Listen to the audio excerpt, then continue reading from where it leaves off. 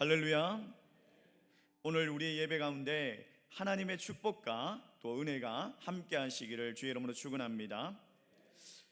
미국 남부의 어느 마을에 아주 큰 백인 교회가 있었다고 합니다. 그 교회는 외관적으로 봐도 너무 웅장하고 또 좋은 옷을 입고 고급 성령차를 탄 부유한 성도들이 많이 있었어요. 그 성도들이 항상 웃는 모습으로 열심히 모이고 봉사하는 그런 교회였습니다. 근데 주일날 아침에 흑인 청년 한 명이 그 교회 앞에 간 거예요. 근데 이제 정중하게 문을 열고 들어가려고 하는데 교회 입구에 서 있는 안내자가 죄송합니다. 여기는 백인들만 예배드리는 곳입니다. 당신은 들어갈 수가 없습니다 라고 하면서 못 들어오게 막더랍니다. 이 흑인 청년이 너무 실망한 표정으로 돌아섰습니다. 그날 이후로도 그는 매주일마다 그 아침에 교회에 가가지고 그냥 들어가지 못하고 교회 문 앞에서 그냥 앉아가지고 그렇게 흥얼거리면서 예배를 드리고 조용히 앉아 있었던 거예요. 어느 날 한 노인이 청년에게 다가와서 물었습니다. 왜 매주일마다 이곳에 와서 앉아 있느냐라고 물었어요. 흑인 청년이 조용히 대답했습니다. 저는 이 교회에 들어가고 싶은데 이 교회에 예수님이 계신 곳이라서 매주일마다 예배드리고 싶은데 기도하고 싶은데 라고 하면서 그렇게 대답을 한 거예요. 그 노인이 인자한 모습으로 자상하게 또 말을 했어요. 슬퍼하지 마라. 나도 교회에 들어가려고 했지만은 거절당했단다라고 그렇게 말을 한 거예요. 흑인 청년이 보니까 이분은 흑인도 아닌 것 같은데 왜 거절당했지? 깜짝 놀란 거예요. 그래서 물었어요. 당신은 누구십니까? 누구신데 왜 교회가 거절을 했습니까? 라고 물었어요. 물었더니 그분이 부드럽게 미소를 지으면서 대답하시는데 나는 예수다라고 이야기합니다. 무슨 이야기를 하려고 하냐면 여러분, 예수님이 없는 교회가 있을 수 있다는 거예요. 예수님이 없는 교회가 있다는 거예요. 오늘 본문에 보니까 라오디게아 교회가 그런 교회였던 거예요. 라오디게아 교회는 굉장히 부유한 교회였습니다. 교회가 재정적으로 넉넉하고 교인들이 다 부자였습니다. 여러분 그렇게 되고 싶습니까? 우리 호평제일교회도 부유하고 그리고 성도들도 라오디게아 교회처럼 부자 교회, 부자 성도 그렇게 부유하고 싶죠. 그런 축복을 받고 싶죠. 근데 참 안타깝게도 이 라오디게아 교회는 그렇게 은혜스러운 교회가 아니었어요. 하나님의 은혜와 역사가 그 부유함의 기준에만 있지 않다는 거예요.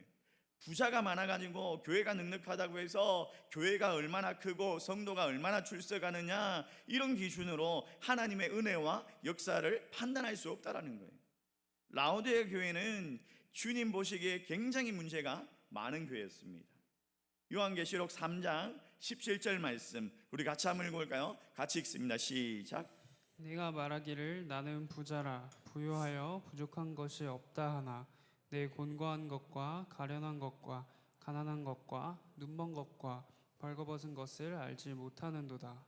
여러분 여기 보십시오. 부자라 부유하고 부족함이 없다라고 말하는데 그들은 그렇게 말하지만은 그들의 눈에는 보이지 않는 거예요. 가난하고 눈멀고 벌거벗은 것들을 알지 못하더라. 영적으로 깨어있지 못한 그런 교회더라. 그러니까 라오디게아 교회는 하나님 보시기에 정말 비참한 교회 아닙니까? 지금도 마찬가지입니다. 우리의 눈에 보이는 것과 하나님 보시는 것이 똑같지 않다라는 거예요. 근데 라오디게아 교회는 왜 이렇게 비참한 교회가 되었습니까? 예수님이 라오디게아 교회 안으로 들어가시지 못했기 때문에 교회 밖에서 두드리고만 계시기 때문이죠. 요한계시록 3장 20절 말씀 우리 같이 한번 읽어볼까요? 같이 읽습니다. 시작. 볼지어다 내가 문 밖에 서서 두드리노니 누구든지 내 음성을 듣고 문을 열면 내가 그에게로 들어가 그와 더불어 먹고 그는 나와 더불어 먹으리라. 예수님이 문 밖에 서가지고 문 좀 열어다오, 문 좀 열어다오, 내가 들어가 너와 더불어 먹겠다라고 하면서 문을 두드리고 있어요. 기가 막힌 노릇 아닙니까? 이 라오디게아 교회는 예수님 믿는 성도들이 모인 교회예요. 예수님 믿기 위해서 모였는데 그곳에 정작 예수님은 들어가지 못하고 예수님이 없는 교회들하는 거예요. 예수님이 그냥 밖에서 계속 두드리기만 하는 그런 형편없는 교회들하는 거예요. 여러분, 지금도 그런 교회가 있을 수 있습니다. 그런 교회가 많습니다. 주님의 눈에 보이는 교회와 우리의 눈에 보이는 교회가 다를 수 있다는 거예요. 우리 교회는 몇 명 모인다.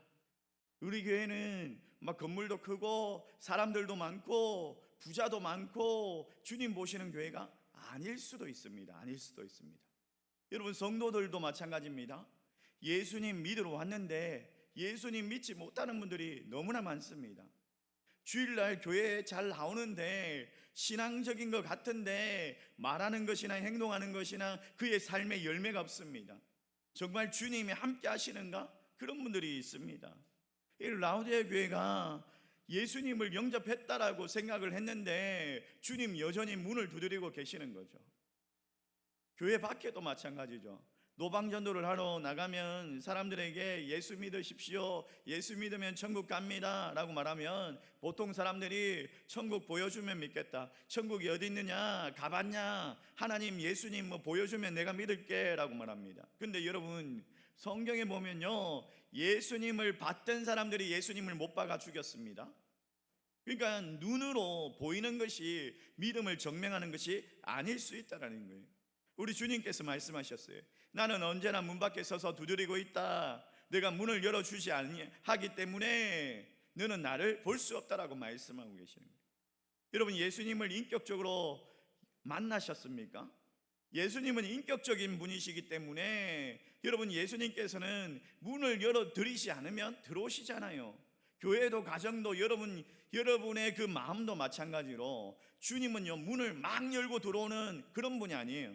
인격적인 분이시기 때문에 문을 열어드려야지 주님께서 들어오시더라는 거예요. 그 말은 무슨 말이냐면 믿어야 보이는 거예요. 믿지 않으면 보이지 않습니다. 믿음을 통해서 우리는 하나님의 뜻을 발견하고 볼 수가 있는 거예요. 우리가 믿는 순간 하나님이 느껴지기를. 여러분, 우리의 머리카락이 0.016 메가헤리의 속도로 자란다고 합니다. 근데 이게 눈으로 보이십니까? 머리카락이 자라는 속도가 이게 눈으로 계속 보이십니까? 보이지 않죠. 이게 보인다? 그런 분들은 그냥 초능력자예요. 초능력자. 지구를 지켜야 돼요. 그런 분들은. 여러분, 지구가 10만 8천 킬로의 속도로 움직이고 있대요. 자전하고 있대요. 이게 눈으로 보이십니까? 보이지 않죠. 보이지 않아요. 근데 과학자들이 연구해가지고 그걸 말하니까 그런갑다라고 하면서 우린 믿는 거예요. 예수님 믿지 않는 대부분의 사람들은 나 자신을 믿으라, 내가 내 삶의 주인이지, 내가 주인이다 라고 그렇게 생각하는 사람들이 많습니다. 근데 여러분, 한번 생각해 보십시오. 내 삶의 주인이 진짜 나입니까? 내가 아니에요. 여러분, 한번 생각해 보십시오. 내 삶을 디자인할 때 내 인생의 가장 중요한 것들 뭐가 있습니까? 국적. 여러분, 국적을 여러분들이 정하셨어요? 한국보다 미국에 태어났으면 그냥 영어를 어렵게 이렇게 학원 다니면서 돈 내고 배우지 않아도 될 텐데 왜 한국에 태어나셨어요? 부모를 내가 정했습니까? 아니, 재벌집 막내 아들로 태어났으면 좋았을 텐데. 성별, 태어난 시기, 성격, 혈액형, 생김새, 이런 거 내가 정한 게 하나도 없잖아요. 하나도 없어요. 내가 정한 게 없어요. 내 삶에 내가 주인이라면 그런 중요한 것들을 내가 세팅하고 내가 정해야 되는데 내가 정한 게 하나도 없다는 거예요. 내 인생에 정말 중요한 것들은 내가 정한 게 하나도 없고 별로 중요하지 않은 것들, 오늘 뭘 먹을까, 오늘 뭘 입을까, 이런 것들. 뭐 반바지 입어도 되고 긴 바지 입을 수도 있고, 안 그렇습니까? 뭐 돈가스 먹을 수도 있고 국수 먹을 수도 있고, 그게 뭐 중요합니까? 인생의 결정적인 것들이 아니에요. 결정적인 것들은 내가 정한 게 없어요. 별로 중요하지 않은 것들을 내가 정하고 있으면서 내 인생은 내가 주인이다라고 그렇게 교만한 사람들이 있더라는 거예요. 우리 교회에 양육 훈련이 있습니다. 이 양육훈련의 성장반이나 성경대학에 이제 뭐 제자훈련이나 이렇게 들어가면 자주 묻는 질문이 있습니다. 자주 묻는 질문이 뭐냐면, 주님을 인격적으로 만나셨습니까? 주님을 인격적으로 만나셨습니까? 이 질문을 자주 물어요. 여러분, 예수님을 인격적으로 만나셨습니까? 내가 예수님을 인격적으로 만났는지 안 만났는지 잘 모르겠습니다. 그렇게 진실되게 말하는 분도 있어요. 근데 여러분, 내가 예수님을 인격적으로 만났는지, 또 어떻게 예수님을 만날 수 있는지, 이걸 어떻게 알 수 있어요? 여러분에게는 분명한 증거가 있습니다. 그 핵심이 뭐냐면 마음인 거죠.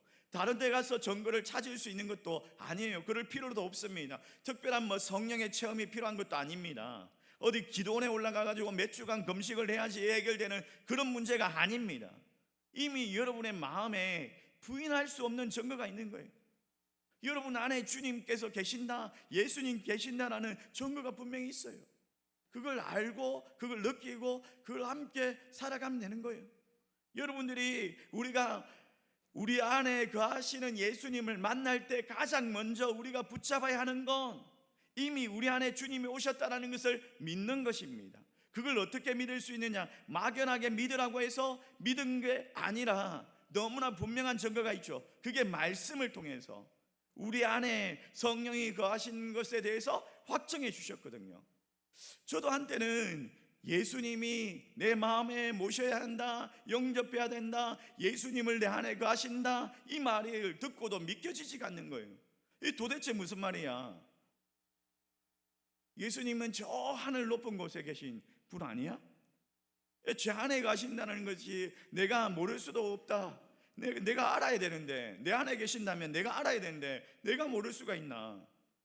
근데 그때 제가 예수님을 알려고 했던 것은 육신적인 어떤 감각을 통해서 예수님을 알고 싶었던 거예요. 제 안에 가신다는 말이 무슨 느낌이나 체험이 있어야 된다라고 생각을 했던 거죠. 근데 고린도전서 12장 3절 말씀에 뭐라고 말씀이 증가하느냐? 자, 같이 한번 읽어봅시다. 같이 읽습니다. 시작. 그러므로 내가 너희에게 알리노니 하나님의 영으로 말하는 자는 누구든지 예수를 저주할 자라 하지 아니하고 또 성령으로 아니하고는 누구든지 예수를 주시라 할 수 없느니라. 자, 여기 보십시오. 성령으로 아니하고는 뭐라고요? 누구든지 예수를 뭐라고요? 주시라고 할 수 없느니라. 성령으로 아니하고는 누구든지 예수를 주라고 할 수 없다라는 거예요. 이 말씀이 충격적이지 않습니까? 예수님을 내가 주님으로 고백하고 믿는다라는 것은 성령의 역사라는 거예요. 이 성령의 역사가 정말 그냥 불받고 방언하고 은사 체험하고 여기만 있는 게 아니에요. 한상을 봐야지 되는데 그렇게 생각했는데 성경을 읽어보니까 예수님을 주님으로 고백하는 것이 믿음의 시작이고 성령님의 역사라는 거예요. 여러분, 말씀이 확실하게 증거하고 있습니다. 예수님을 나의 구주로, 나의 주님으로 믿고 고백하는 것은 내 안에 성령이 고백하게 하셨다는 거예요. 내 안에 성령님이 거하신다는 증거예요. 그렇기 때문에 이제는 나 혼자가 아니에요. 늘 성령님이 나와 함께 하시는 거예요. 요즘 문화가 혼자 밥 먹는 문화, 혼밥 문화 이러죠. 그러면 그게 혼밥 문화가 굉장히 확산되어 있습니다. 그런데 예수 믿는 사람은 이제 혼자 밥 먹는 사람이 아닙니다. 요한계시록 3장 20절 다시 한번 읽어봅시다. 같이 한번 읽어볼까요? 시작. 내가 그에게 들어가 그와 더불어 먹고 그는 나와 더불어 먹으리라. 예수 믿는 사람은 혼자 밥 먹어도 누구와 같이 밥 먹고 있어요? 예수님과 함께 먹고 있는 거예요. 예수 믿는 사람은 혼자 있어도 누구와 함께 있어요? 예수님과 함께 있는 거예요. 뭐라고 합니까? 주님이 그와 더불어 먹고 그는 나와 더불어 먹으리라. 이게 성도에게 주신 주님의 약속이라는 거예요. 예수 믿는 사람 주님께서 늘 함께 하시는 그런 축복을 받았습니다. 그 축복을 누릴 수 있는 저와 여러분 되시기를 주의 이름으로 축원합니다. 예수님 내 마음에 계신다는 것을 안다라는 것, 근데 그것으로 끝나면 안 되죠. 아직 온전한 게 아닙니다. 예수님이 내 마음에 있구나, 내가 예수님을 믿고 내 안에 거하시는 분을 알았다면 나는 죽는 거예요. 내가 죽고 내 마음에 계신 예수님이 내 삶의 주인이 되도록 그렇게 늘 모셔드리는 거예요. 내 마음에 계시구나, 나도 믿습니다. 굉장히 중요한 믿음이지만 아직까지 예수님을 영접하는 것, 이게 완전한 게 아니는 거예요. 예수님이 내 마음에 계실 뿐만 아니라 나를 인도하는 삶을 살아가야 합니다. 여러분, 아주 낫지 않는 그냥 난치병에 걸렸는데, 어떤 분이 난치병에 걸렸는데 도무지 고칠 수가 없는 거예요. 유명한 병원들을 다 가봤는데 처방도 없고 의사도 없고 그걸 어떻게 할 수가 없는 거예요. 근데 다행스럽게 세계에서 이 병을 고칠 수 있는 딱 한 사람의 의사가 있다라는 거예요. 딱 한 사람의 의사가 있다라는 거예요. 그래서 그 의사를 만나면 그 병을 고칠 수가 있는데, 그게 얼마나 기쁜 소식입니까? 그래서 그 의사를 만나기 위해 가지고 메일을 보내고 어떻게 접촉을 하고 연락도 하고 이랬어요. 몇 년 동안 그 의사를 만나려고 했어요. 근데 그 의사가 만나겠다라는 거예요. 또 오라고 하는 거예요. 오라고 하는 거예요. 이거 얼마나 기쁜 일입니까? 이제 만나러 가면 돼요. 만나러 가서 이제 그분을 만나러 가가지고 얼마나 기쁜 일입니까? 그분을 만나면 이제 병을 고칠 수 있는 거예요. 근데 찾아갔다고 해서 끝나는 게 아니죠. 그분을 만났다고 해서 끝나는 게 아니에요. 무슨 말이냐면 그 의사가 처방해 주는 지시대로 따라야지 고침을 받는 거죠. 수술을 하라고 하면 수술을 해야 하고, 이 약을 먹으라고 하면 약을 먹어야 되고, 물리치료하고 운동하고 또 이런 음식 먹지 말라 이런 처방을 받으면은 그 처방을 따라야지 고침을 받는 거예요. 우리가 그런 거죠. 우리가 예수님을 만났어요. 어렵게 만났어요. 근데 그게서 끝나는 게 아니에요. 내 삶이 완전하게 해결하시는 그 예수님, 내 죄만 사하여 주시는 것이 아니라 내 삶의 전체를 주님의 열매로 맺어가는 그런 삶을 살아가게 하시는 그 예수님, 내 인생을 바꾸실 수 있는 그 예수님이 내 마음에 오셨어요. 내 마음에 오셨어요. 근데 자동으로 바뀌는 게 아니라는 거예요. 많은 사람들이 착각하고 혼란하고 있고 답답해하고 있고 헷갈려하고 있죠. 그럼 이제는 어떻게 해야 되느냐? 주님을 따라 살아가야 하는 거예요. 주님 말씀하시는 그 말씀하시는 대로 따라가야 되는 거예요. 내 안에 진짜 살아계신다면 주님 따라가는 삶을 살아가야지 내 가정이 바뀌고 내 일터가 바뀌고 내 자신이 바뀌고 그런 역사가 일어나는 거예요. 그런 열매를 받게 되는 거예요. 사랑하는 성도 여러분, 우리가 마음의 문을 활짝 열고 주님을 영접하며 주님과 동행하는 삶을 살아가기를 원합니다. 그리고 이제는 내 생각을 내려놓고 하나님 말씀에 순종하고 하나님 말씀과 내 생각이 배치될 때는 그 말씀이 이길 수 있도록, 그 말씀이 승리할 수 있도록 예수님 말씀하시는 하나님의 뜻을 발견할 수 있는, 그래서 그 주님 말씀에 순종하고 인도함 받는 저와 여러분 되시기를 주의 이름으로 축원합니다. 주님 생각으로 가득 채워지기를 원합니다. 주님 생각이 내 생각이 되기를 원합니다. 하나님께서 정말 제가 하나님 말씀을 그동안 너무 소홀하게 여겼는데 하나님 저에게 말씀하여 주시옵소서, 명확하게 들려주게 하여 주시옵소서, 제가 주의 말씀대로 순종하겠습니다. 그런 결단이 있기를 소망합니다. 그래서 주님 따라가는 저와 여러분 되시기를 주님의 이름으로 축원합니다. 우리 말씀